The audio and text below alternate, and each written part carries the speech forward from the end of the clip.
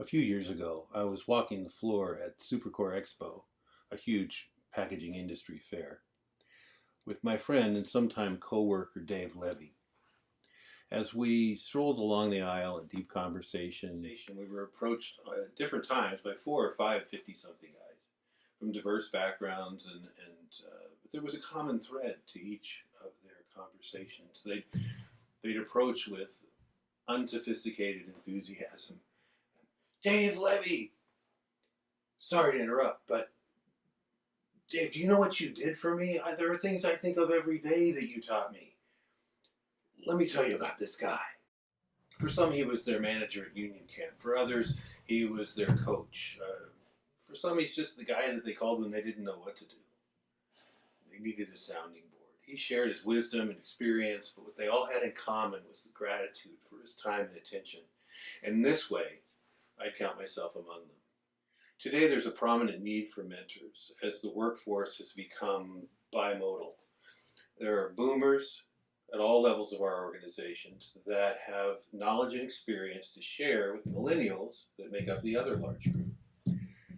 And please treat this as a call to all generations to share the knowledge and experience that they have through various forms of mentorship.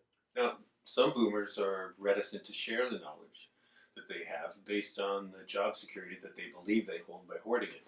Others are unaware that anyone would be interested if they were willing to mentor.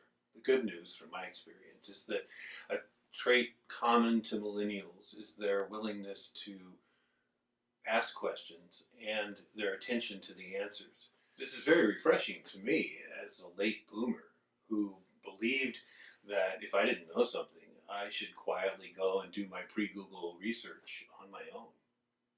No matter your age, there is someone who can benefit from the time and knowledge that you possess. Mentoring is an important role among the many that you play. The first question to ask yourself as you prepare is whether or not you have the bandwidth to give this relationship the priority and time allowance that it will require. While most mentoring relationships don't take more than a couple of hours a month, it's vital that it be a priority in your schedule.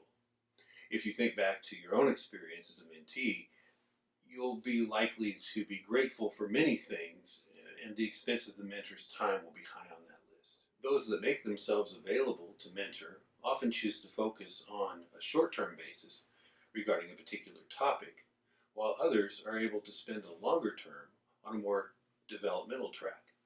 Your choice on this will help you to determine a reasonable duration for the mentorship.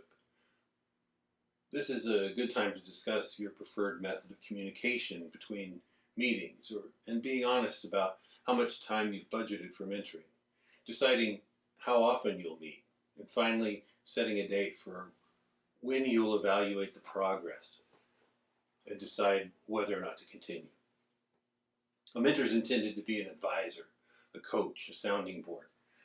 There should not be an expectation that a mentor is a one-stop shop for resources. Brainstorming with your mentee about courses and experience that would equip them to reach their goals is a great idea.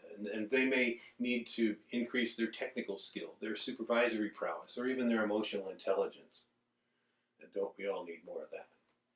They may benefit from attending a class or visiting other companies like yours. There are many such resources to be found at AICC's packaging school or at your community college. A custom education track form is available at AICC Box, and it's also at the end of this learning module. Your time, knowledge, and honest feedback, salted with encouragement, will leave the lasting impression that you desire on the individual. Get good at it, like Dave, and you may leave a legacy.